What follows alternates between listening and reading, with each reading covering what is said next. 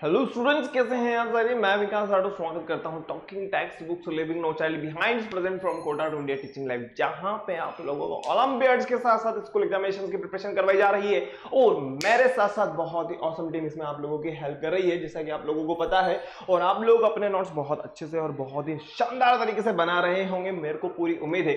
तो आज जो हम बातें करने वाले हैं या चर्चा करने वाले हैं या हम डिस्कस करने वाले हैं वो है हमारा ज्ञान सीरीज का सेकेंड लेक्चर। ठीक है, ज्ञान सीरीज का सेकंड लेक्चर के अंदर हम लोग बहुत इंपॉर्टेंट टॉपिक्स के ऊपर डिस्कस करेंगे, जैसा कि रेस्पिरेशन क्या होगा, ठीक है, मेटामॉर्फोसिस क्या होगा, रिप्रोडक्शन वाली जो प्रोसेस होगी उसके बारे में अपन लोग डिस्कस करेंगे। लेकिन उससे पहले आप लोगों को क्या करना होगा, वीडियो को लाइक करना है, शेयर करना है और फटाफट से क्या कर देना है, बेल आइकन प्रेस कर देना है, ताकि आपको नेक्स्ट वीडियो की टाइमली नोटिफिकेशन इजीली अवेलेबल हो जाए। और अभी तक अगर किसी तरह की कोई समस्या दीर्घ हो, चाहे लघु हो, बड़ी हो या छोटी हो, किसी भी तरह की अगर कोई समस्या हो तो आप मुझे कमेंट कर सकते हो, अपन यहां पे उसका समाधान करेंगे। लेकिन बेटा यार, उसके लिए आपको कमेंट तो करना ही पड़ेगा, ठीक है। और आज हम जो देखने वाले हैं बहुत शानदार टॉपिक है हमारा, बहुत ही जबरदस्त टॉपिक है, क्लियर है, बहुत ही बढ़िया टॉपिक है। तो आगे बढ़ते हैं फटाफट से, देखिए फिर आगे बढ़ते हैं फटाफट से।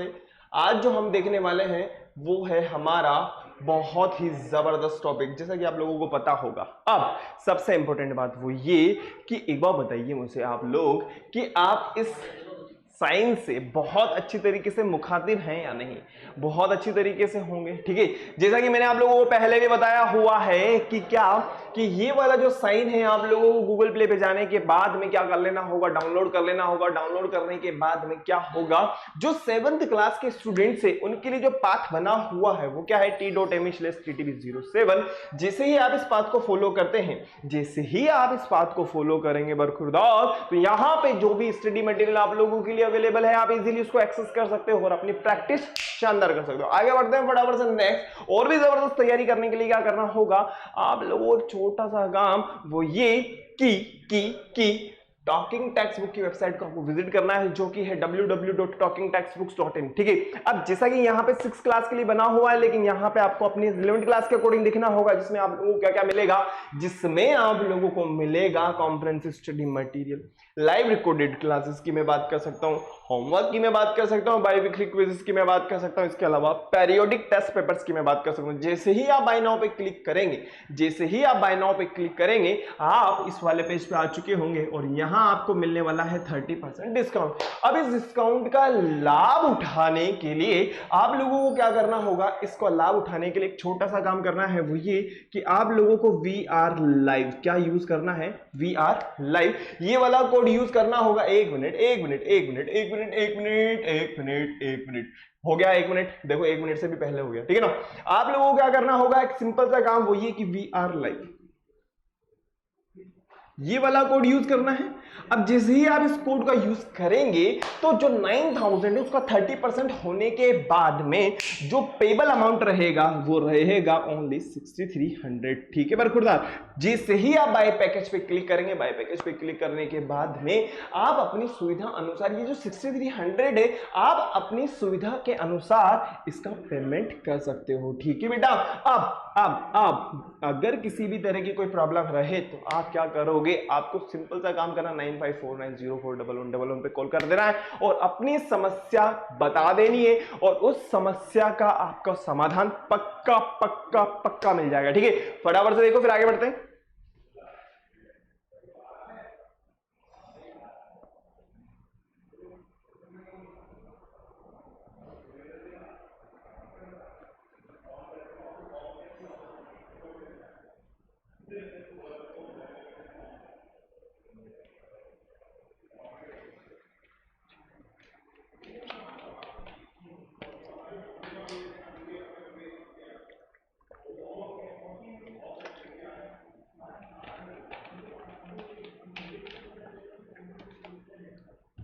हो गया,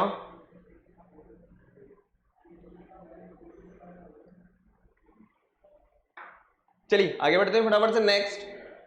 आप मेरे साथ में बायोलॉजी पढ़ रहे हो जैसा कि आप लोगों को पता है, लेकिन उससे पहले हमारा cardinal promise, I promise to listen to the complete lecture and make proper notes of so that I can become a smart student. I promise, I promise, I promise, I promise, I promise to listen to the complete lecture and make proper notes of it so that I can become a smart student. फटाफट इसको करिए, बहुत शानदार। आज पता है respiration के बारे में अपन पढ़ेंगे, ठीक है। इसके अलावा जो हमारा रिप्रोडक्शन वाला चैप्टर है उसके बारे में हम थोड़ा सा ज्ञान देखेंगे। इसके अलावा कुछ एक्स्ट्रा नॉलेज भी अपन आज देखने वाले हैं, लेकिन उससे पहले आप लोगों को क्या करना होगा, आप लोगों को सिंपल सा काम वो ये कि कार्डिनल प्रॉमिस करना होगा, है प्रॉमिस। उसके बाद में आगे बढ़ते हैं। जैसा कि मैंने आप लोगों के लिए कहा है कि आज हमारी ज्ञान सीरीज का सेकंड लेक्चर है। फटाफट से आगे बढ़ते हैं। नेक्स्ट नेक्स्ट नेक्स्ट और आ चुका है जिसका इंतजार था, जिसका हमें था इंतजार, वो घड़ी आ चुकी है। देखिए, तो सबसे पहले अगर हम बात करें रेस्पिरेशन के बारे में, तो मैंने आप लोगों को बताया हुआ है क्या कि रेस्पिरेशन क्या होता है।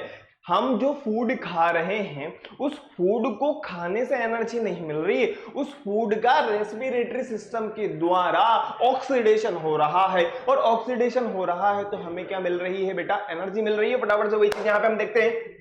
Respiration in human takes place in lungs, जैसा कि हम बहुत अच्छी तरीके से जानते हैं, कोई नई बात नहीं है। नेक्स्ट हम बात करें the path of air in the respiratory system can be as follow. जैसा कि आप लोगों को पता होगा, जो बाहर की तरफ हमें नजर आ रहे हैं उसे तो कहा जाएगा नॉस्ट्रियल। क्या कहा जाएगा, नॉस्ट्रियल। नेक्स्ट हम बात करें जो नेजोफेरिंग्स और ओरोफेरिंग्स का जो कॉमन पार्ट होता है उसे कहा जाता है फेरिंग्स, जो यहां पे प्रेजेंट होती है। क्लियर है। नेक्स्ट हम बात करें ट्रेकिया, जो आपको यहाँ पे ये जो पाइप नजर आ रहा है ना, जिसे हम और क्या कहते हैं, जिसे हम और कहते हैं विंड पाइप। ठीक। नेक्स्ट हम बात करें ब्रोंकाई। एक बात बताओ, ये जो ट्रेकिया है दो पार्ट्स के अंदर डिवाइड हो गई, इन्हें क्या कहा जाएगा, ब्रोंकाई कहा जाएगा। अब ये जो ब्रोंकाई है ये ट्री लाइक स्ट्रक्चर्स के अंदर डिवाइड हो जाती है, जिन्हें कहा जाता है ब्रोंकियोल्स। ओके। और ये जो बाहर की तरफ आपको स्ट्रक्चर नजर आ रही है ना, ये बाहर की तरफ जो स्ट्रक्चर नजर आ रही है, बाहर से मतलब अंदर की तरफ, ठीक है। बाहर ऊपर तो क्या है, जो हमारी बोन्स वगैरह प्रेजेंट है, जो उसको कवर प्रोवाइड करती है, कवर एक तरीके से प्रोवाइड कर रही है ताकि उसकी सुरक्षा बनी रहे। तो अंदर की तरफ जो चीजें हैं उन्हें कहा जाता है लंग्स। और लंग्स के बाद में हम बात करें एल्वोलाई, वहां पे होता है हमारा एक्चुअल गैसियस एक्सचेंज। क्लियर। अब नेक्स्ट हम बात करते हैं ऑर्गन ऑफ रेस्पिरेटरी सिस्टम। तो कौन कौन से ऑर्गन रेस्पिरेटरी सिस्टम के अंदर वर्क करते हैं या काम आते हैं, उसके बारे में अपन डिस्कस करेंगे। लेकिन उससे पहले एक बार आप लोग देख लीजिए, फिर उसके बाद में आगे बढ़ते हैं, बहुत मजा आने वाला है।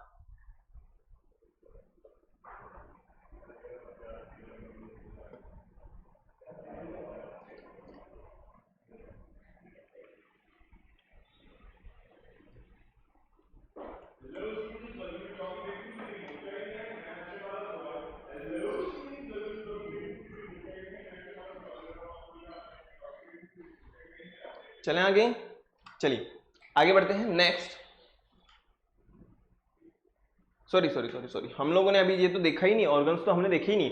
देखिए, नॉस्ट्रल्स की हम बात करें, जो बाहर की तरफ प्रेजेंट है, जो बाहर की तरफ प्रेजेंट है, कहने का मतलब जो हमारा फिजिकल वर्क है, इनहेलेशन और एक्सहेलेशन जो वाला वर्क है, उसमें हमारी हेल्प करते हैं, उन्हें कहा जाता है नॉस्ट्रल। ठीक है ना। विंड पाइप की अगर हम बात करें, जो एयर है उस एयर को कैरी करने का काम, उस एयर को कैरी करने का काम होगा। ब्रोंकाई की अगर हम बात करें, तो एक बार बताओ, जो ट्रेकिया है दो पार्ट्स के अंदर डिवाइड हो गई, उसे कहा जाएगा ब्रोंकाई। लंग्स की हम बात करते हैं, तो लंग्स बहुत अच्छी तरीके से आप लोगों को पता है। एल्वोलाई की अगर मैं बात करता हूं, तो वहां पे एक्चुअल गैसेस एक्सचेंज होता है, क्योंकि हमारा ब्लड होता है, ब्लड के अंदर क्या होता है, हीमोग्लोबिन होता है, और हीमोग्लोबिन जो होगा वो ऑक्सीजन के साथ में रिएक्शन करेगा और बाकी अदर गैसेस को वापस से हमारी बॉडी से क्या कर देगा, रिमूव कर देगा। और जो रिमूवल गैस है या रिमूवल जो हो रहा है, उसके अंदर क्या होता है, कार्बन डाइऑक्साइड ज्यादा अमाउंट में होता है। एज इट इज, फटाफट से स्ट्रक्चर को देख लीजिए। वैसे तो हम लोगों ने ऑलरेडी देखा हुआ है, आज हम जो है एक तरीके से रिविजन कर रहे हैं।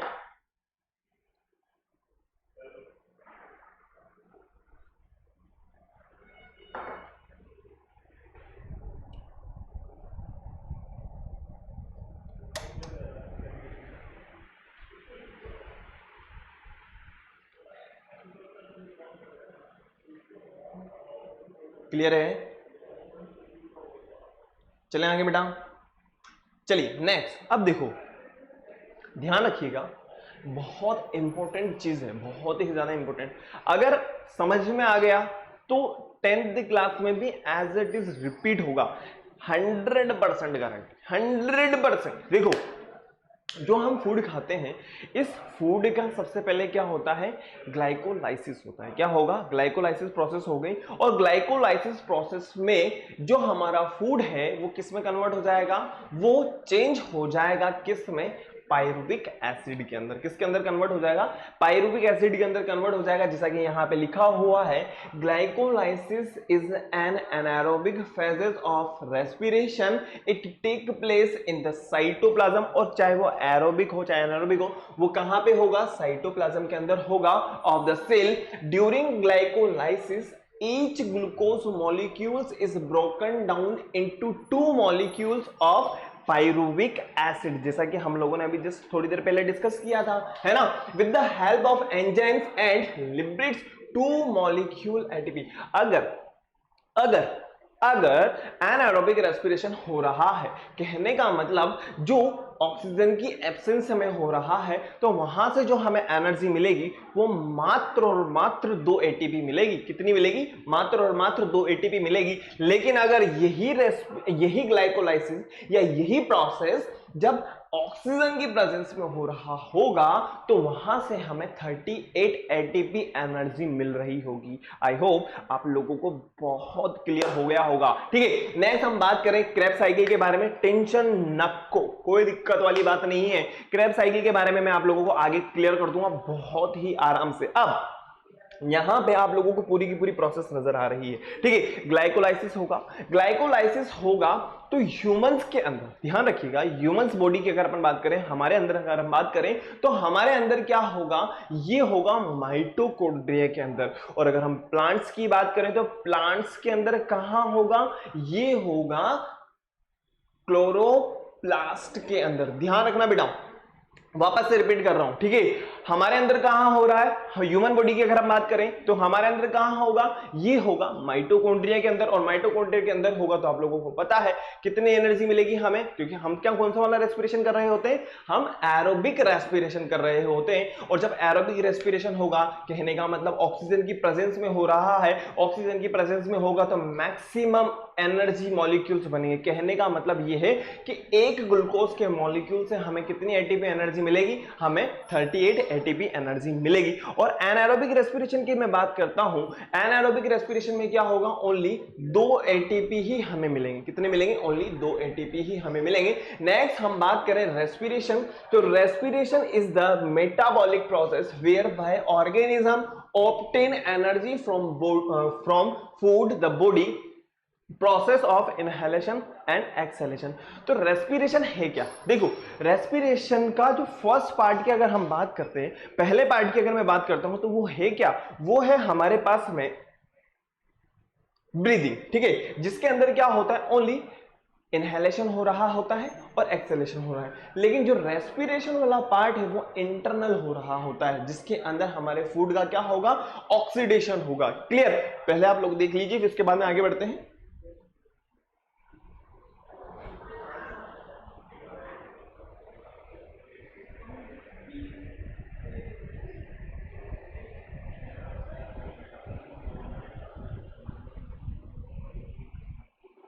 हो गया बेटा,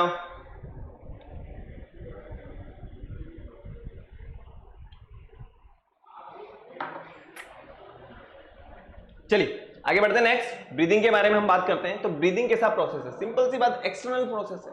कहने का मतलब क्या हो गया, एक फिजियोलॉजिकल प्रोसेस है, बाहर से हम लोग करते हैं, फिजिकल प्रोसेस होता है। ठीक है, एक्सटर्नल रेस्पिरेशन और breathing air and involves taking in oxygen from inhaled air from the environment and releasing carbon dioxide by exhalation। तो हो क्या रहा है, इनहेल तो हम क्या कर रहे हैं, क्या कर रहे हैं, एयर को इनहेल कर रहे हैं, और उस एयर में से हमारे पास में जो ऑक्सीजन है वो हमारे काम आ रही है। और एक्सेल जो हम कर रहे हैं वो है कार्बन डाइऑक्साइड की अमाउंट ज्यादा है। ठीक है, अगर हम बात करें सेल्यूलर रेस्पिरेशन के बारे में, किसके बारे में, सेल्यूलर रेस्पिरेशन के बारे में, तो ये क्या होगा, इंटरनल प्रोसेस होता है। ठीक है, इंटरनल प्रोसेस होगा जहां पे हमारे फूड का क्या होगा, ऑक्सीडेशन होगा। नेक्स्ट हम बात करें, it's a bodily process of inhalation and exhalation. Simple सी बात, मैंने आप लोगों को पहले ही बताया हुआ, फिजिकल प्रोसेस होता है जिसमें हम क्या कर रहे हैं, इनहेल कर रहे हैं और एक्सहेल कर रहे हैं। नेक्स्ट हम बात करें, it is the metabolic process of breaking down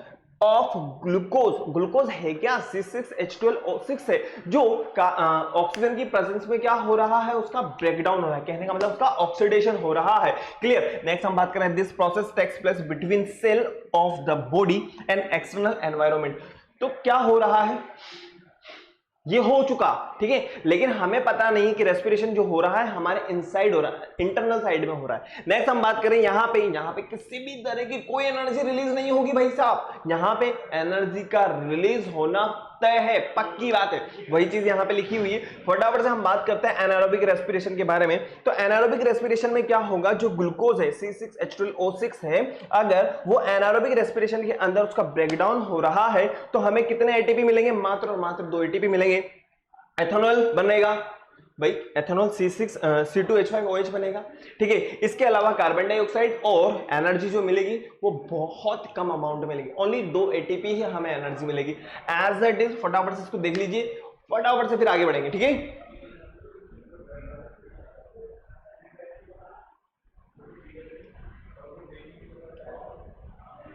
चलिए आगे बढ़ते हैं, आप लोगों ने बहुत अच्छे से समझ लिया होगा। अब हम बात करते हैं, देखिए यहां पे जो हमें नजर आ रहा है, ये जो C6H12O6 है, ठीक है, ये जो ग्लूकोज है, ये जो फूड है, इस फूड का ऑक्सीडेशन हो रहा है बेटा ऑक्सीजन की प्रेजेंस में। किसकी प्रेजेंस में हो रहा है, ऑक्सीजन की प्रेजेंस में हो रहा है। और हमें कितनी एनर्जी मिल रही है, हमें मिल रही है 38 एटीपी एनर्जी मिल रही है। और क्या बनेगा, CO2 और H2 तो बनेगा ही बनेगा, ये तो हम बहुत अच्छे तरीके से जानते हैं। अब energy is release in the form of ATP. ATP की फुल फॉर्म हम बहुत अच्छे तरीके से जानते हैं, एडिनोसाइन ट्राइफॉस्फेट। नेक्स्ट हम बात करें, क्या हो गया, क्या हो गया, क्या हो गया, देखिए 1 मोल ऑफ ग्लूकोज, एक ग्लूकोज के मॉलिक्यूल से हमें 38 एटीपी एनर्जी मिल रही है। किसके अंदर, एरोबिक रेस्पिरेशन के अंदर। It is the high energy molecule which serves as the immediate source of energy. It is a form of chemical energy which can be used for the process of the cell. Next हम बात करें, therefore ATP is called currency of the cell, या energy की जो currency है उसे हम किस में काउंट करते हैं, एनर्जी की जो करेंसी होगी वो हमारे लिए क्या होगी, एटीपी होगी। फटाफट से देखो, फिर उसके बाद में आगे बढ़ते हैं, ठीक है। फिर उसके बाद में हमारे पास में मेटाबॉलिज्म होगा, मेटाबॉलिज्म के टाइप्स वगैरह होंगे।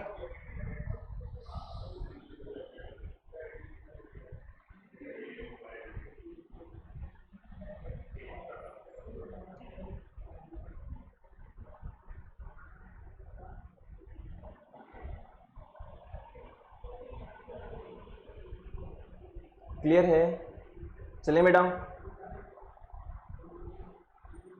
देख लीजिए फटाफट से।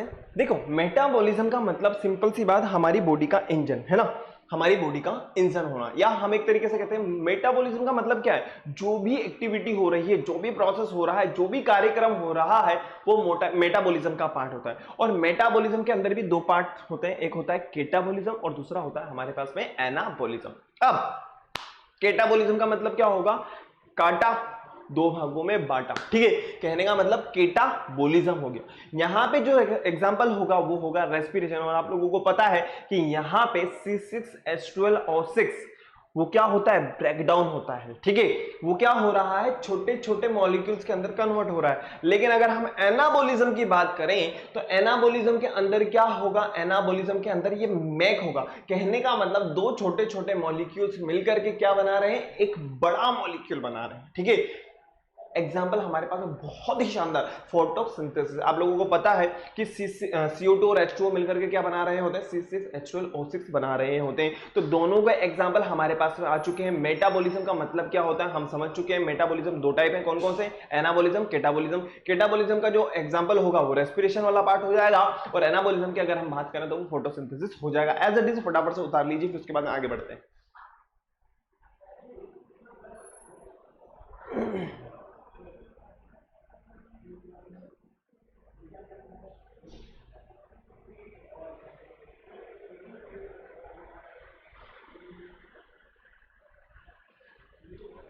हो गया ना,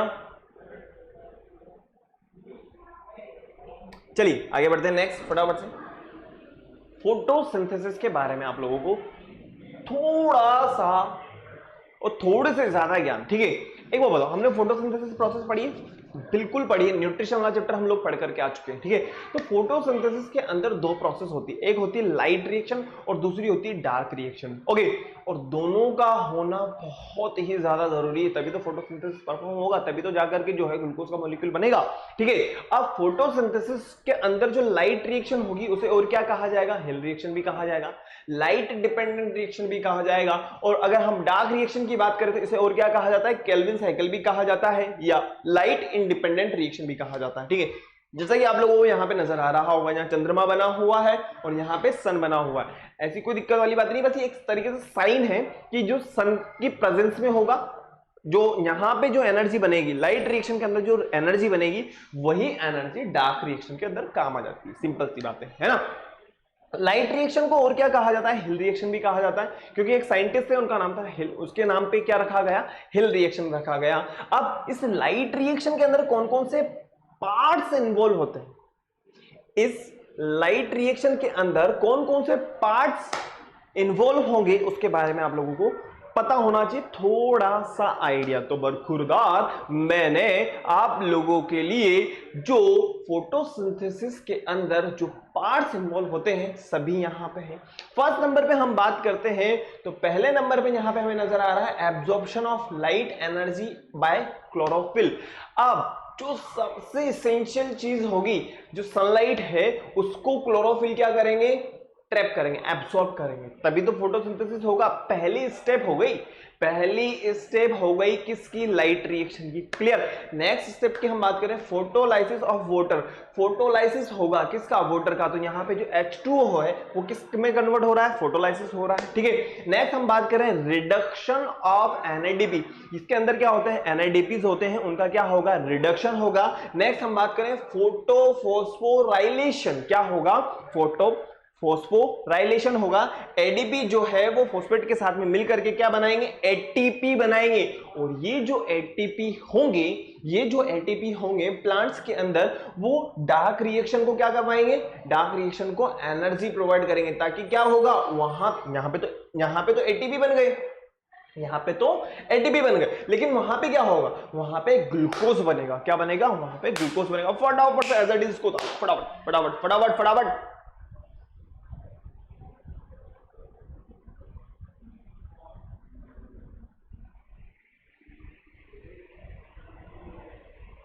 क्लियर है।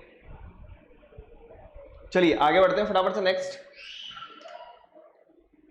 देखिए प्लांट्स के बारे में हम बात करते हैं तो जो छोटे छोटे पोर्स होते हैं, देखिए आज हम जो देखने वाले हैं ना, सिंपल सी बात है, बहुत ही एक्स्ट्रा और शानदार ज्ञान देखने वाले हैं। एक और बताओ स्टोमेटा क्या होता है, जो छोटे छोटे पोर्स प्रेजेंट होते हैं, कहां पे, प्लांट्स की लीफ पे जो पोर्स प्रेजेंट होते हैं उन्हें कहा जाता है स्टोमेटा।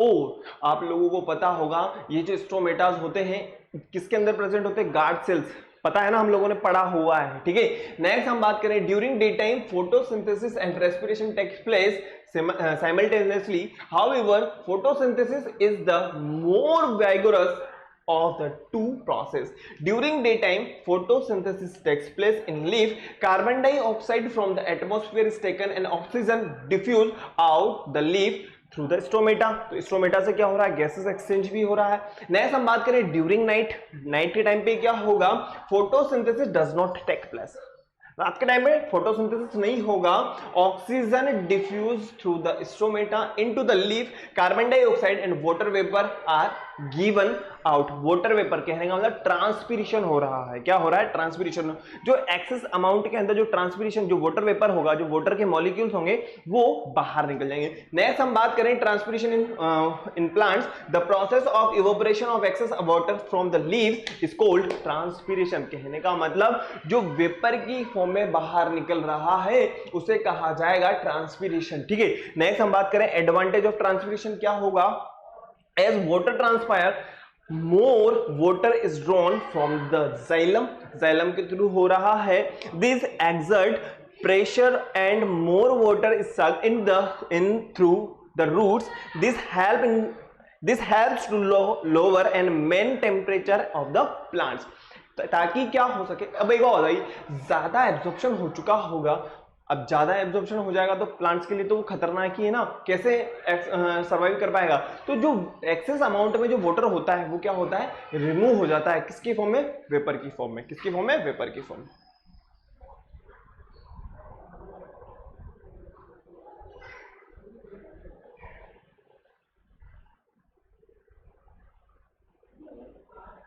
स्ट्रोमेटा हम लोगों ने समझ लिया, फोटोसिंथेसिस के बारे में हम लोगों ने देख लिया, ट्रांसपिरेशन के बारे में हम लोगों ने देख लिया, है ना। रेस्पिरेशन जो हो रहा है प्लांट्स के अंदर हम लोगों ने देख लिया। ह्यूमंस के अंदर जो रेस्पिरेशन हो रहा है उसके बारे में हम लोगों ने देख लिया।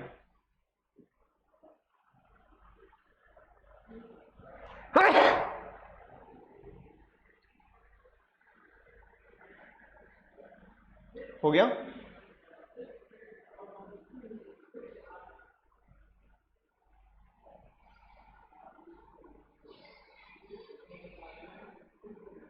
चलिए आगे बढ़ते हैं नेक्स्ट फटाफट से।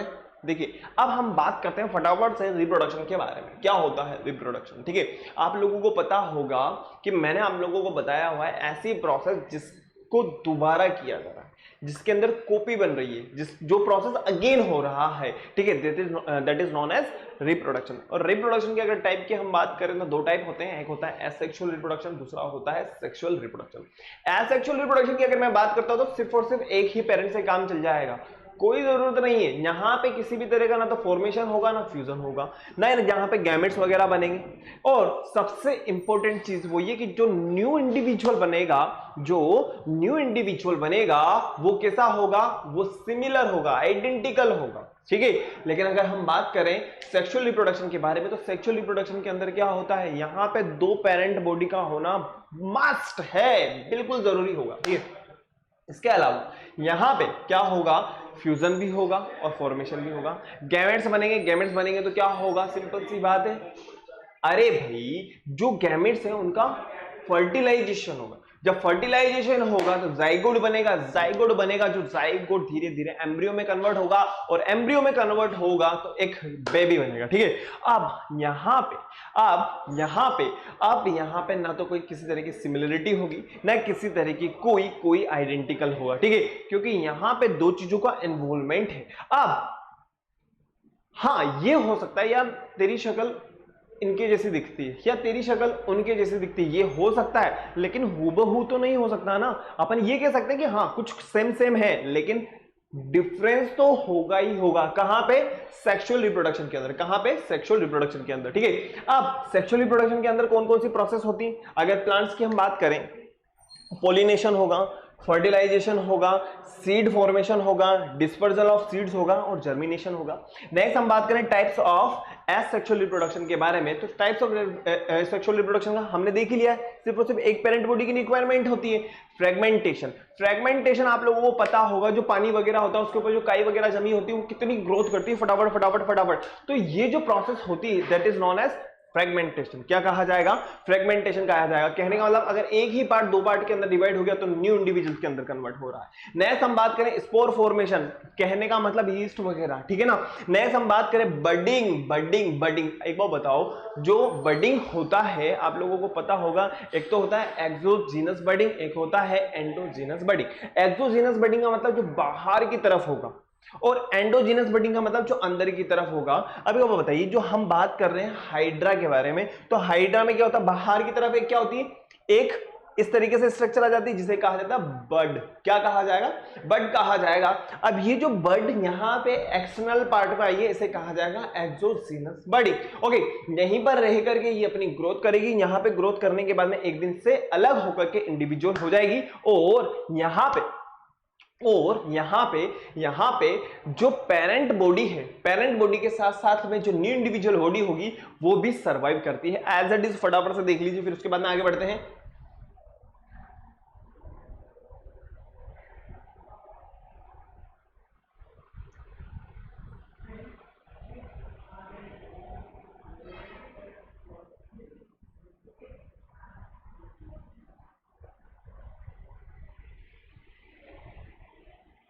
चलें आगे।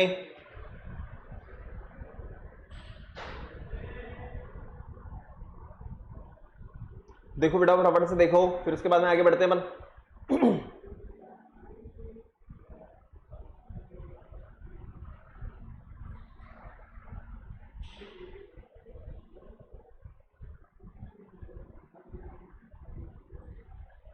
हो गया ना?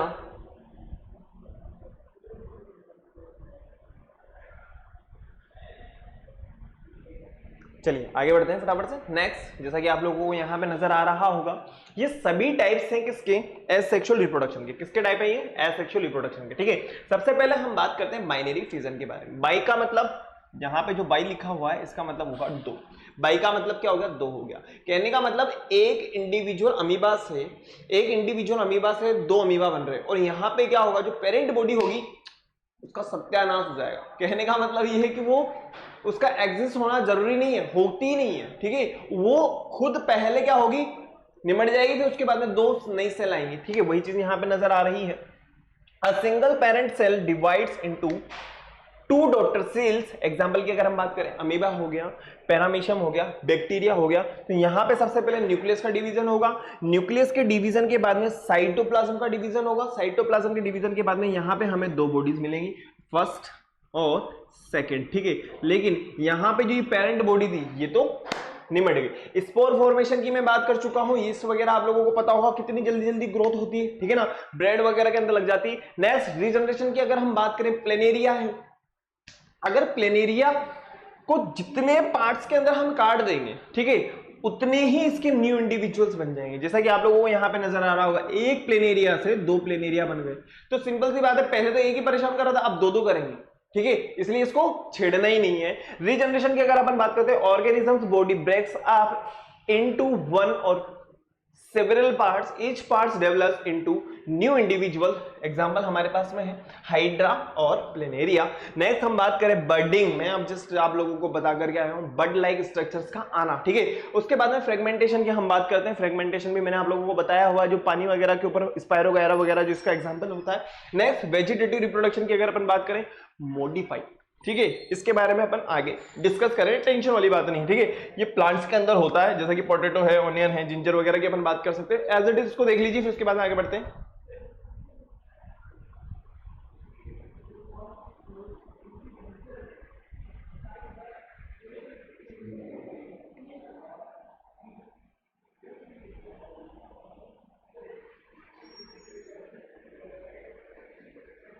चलें आगे।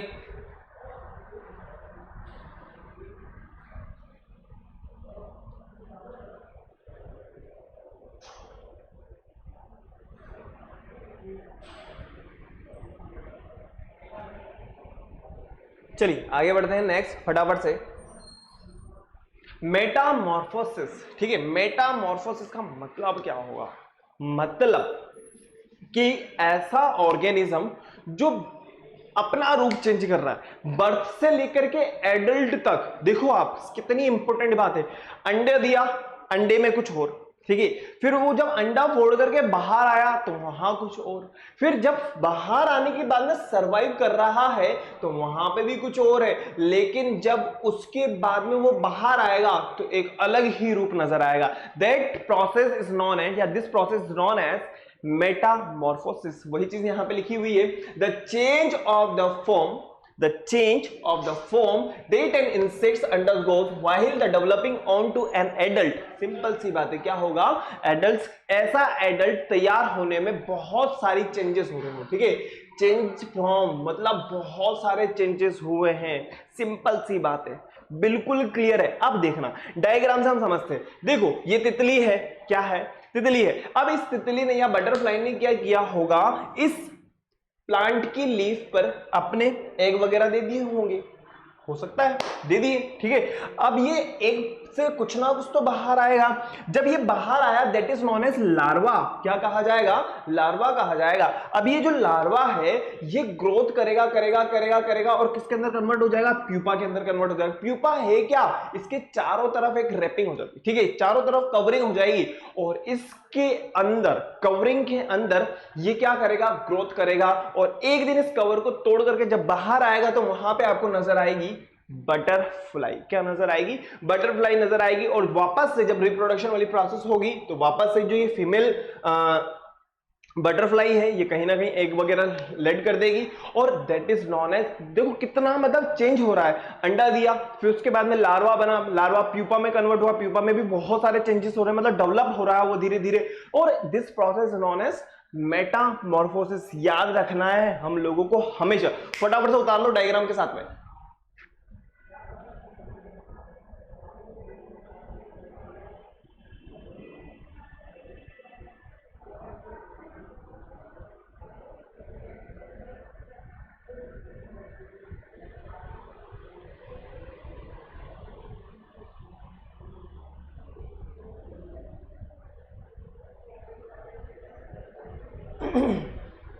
उतारो बेटा फटाफट से, उसको उतार लो।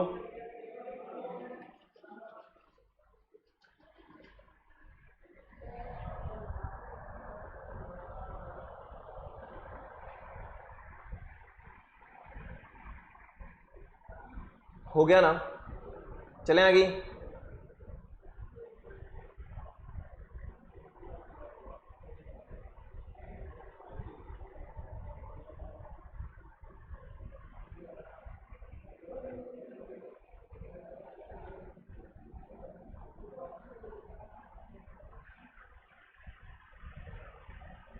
चलिए आगे बढ़ते हैं फटाफट से। नेक्स्ट आप लोगों ने उतार लिया होगा फर्टिलाइजेशन। What is fertilisation? देखिए जैसा कि हम लोगों ने 6th क्लास में पढ़ा था, हमारा एक बहुत ही प्यारा और इंटरेस्टिंग टॉपिक हुआ करता था जिसका नाम था गेटिंग टू नो प्लांट्स। और गेटिंग टू नो प्लांट्स के अंदर हम लोगों ने डिफरेंट टाइप्स के प्लांट्स के बारे में समझा था और वहां पे हमने फ्लावर वगैरह के बारे में भी देखा था। और फ्लावर के अंदर मेल रिप्रोडक्टिव ऑर्गन भी होता है और फीमेल रिप्रोडक्टिव ऑर्गन भी होता है। अब यहां पे आ जाओ आप, ठीक है। फर्स्ट नंबर की जो प्रोसेस आप लोगों को यहां पे नजर आ रही है, यहां पे जो ओवेरी है वो किसको कंटेन करती है? ओव्यूल्स को कंटेन करती है। ओवेरी जो है किसको कंटेन करती है? ओव्यूल्स को कंटेन करती है। और ओव्यूल्स क्या होंगे? फर्टिलाइज होंगे। सेकेंड नंबर की अपन बात करते हैं। अब पोलिनेटर एजेंट कोई भी हो सकता है, विंड्स हो सकती हैं, इंसेक्ट्स हो सकते हैं, वाटर हो सकता है। कहीं ना कहीं ये भंवरा बैठा होगा, वापस से यहां पर आकर के बैठा और यहां पे जो मेल रिप्रोडक्टिव ऑर्गन होते हैं वहां से पोलेंस वगैरह लेकर के आया और इन पोलेंस को उसने यहां पे ड्रॉप कर दिया, ठीक है। अब ये जो स्टिग्मा है, इस स्टिग्मा से होते हुए पोलन ग्रेन कहां चले जाएंगे? ओव्यूल्स के पास में चले जाएंगे, ठीक है। अब थर्ड नंबर की अगर अपन बात करें, जो ये पोलन ग्रेन है और ये जो पोलन ट्यूब है, स्टिग्मा वाली अपन बात कर रहे हैं, स्टिग्मा और सेल की अपन बात कर रहे हैं, तो यहां से कहां पहुंच जाएंगे वो? फटाफट से ओव्यूल्स के पास। और यहां क्या होगा? फर्टिलाइजेशन होगा। क्या होगा बेटा? ये फर्टिलाइजेशन होगा। क्लियर है? क्या होगा? फर्टिलाइजेशन होगा।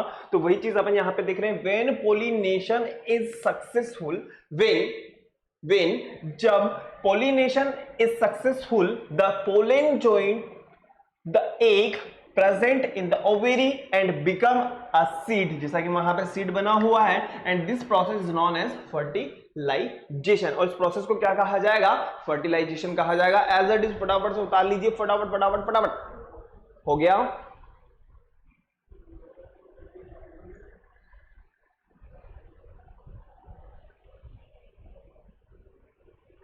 हो गया ना?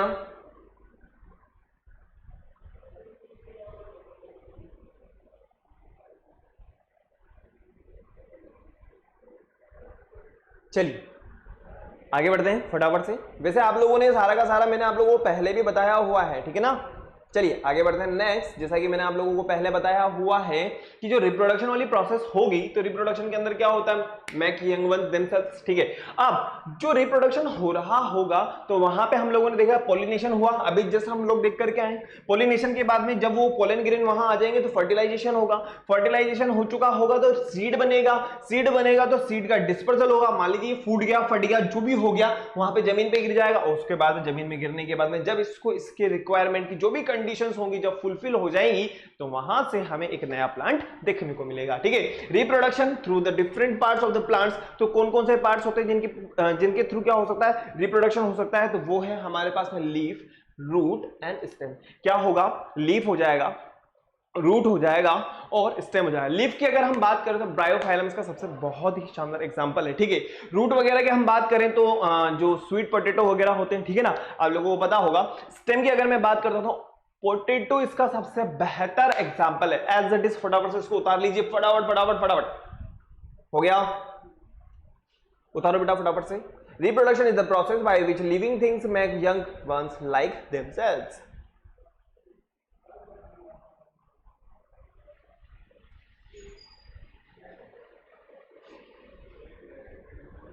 क्लियर?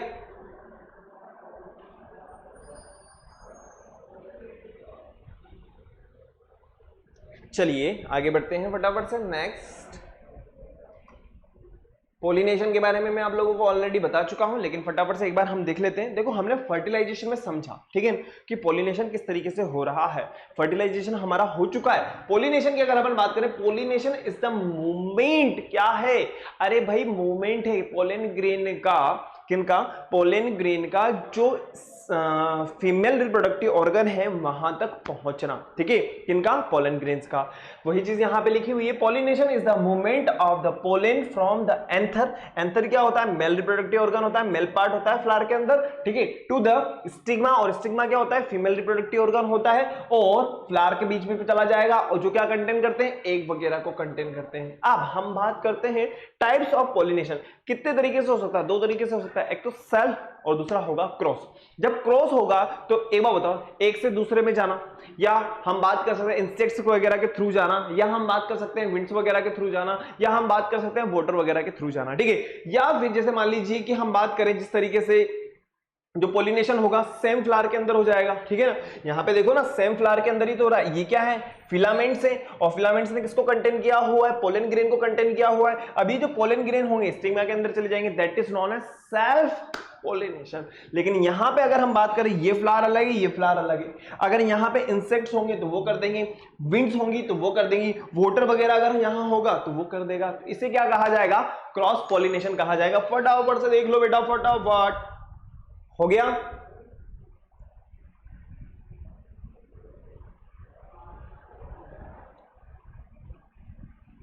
चलिए आगे बढ़ें फटाफट से।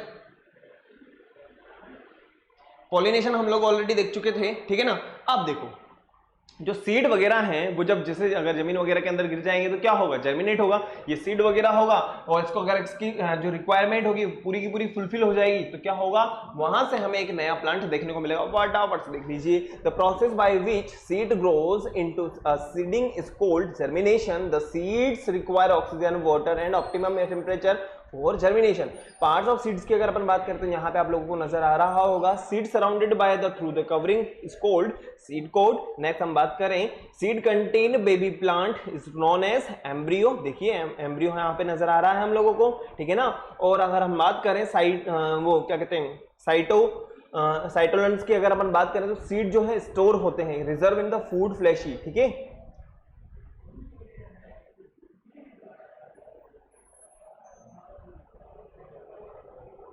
चलें आगे, चलिए फटाफट से नेक्स्ट।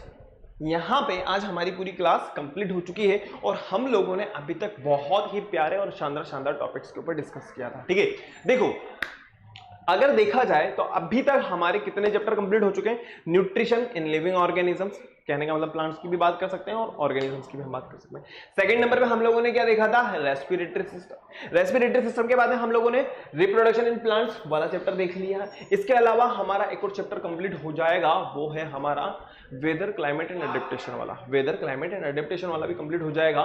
तो आप लोगों को क्या करना है? इन सभी चैप्टर्स को क्या करना है? रिवीजन करना है। और सबसे इंपॉर्टेंट बात कि आप लोगों के लिए बहुत जल्दी बहुत सारे क्वेश्चंस मैं लेकर के आऊंगा ताकि आप फटाफट से अपनी तैयारी कर सकें। और इसी के साथ में आप लोगों को क्या करना है? वीडियो को लाइक करना है, शेयर करना है, और चैनल को सब्सक्राइब करना है। और सब्सक्राइब करने के बाद में आप लोगों को क्या करना होगा? बेल आइकन प्रेस कर देना होगा ताकि आपको नेक्स्ट वीडियो की टाइमली नोटिफिकेशन मिल जाए। और अभी तक अगर किसी तरह की कोई प्रॉब्लम है तो आप मुझे कमेंट कर सकते हो, अपन उसको यहाँ पे बैठ करके उसका समाधान दिखेंगे, ठीक है। Okay bye, thank you.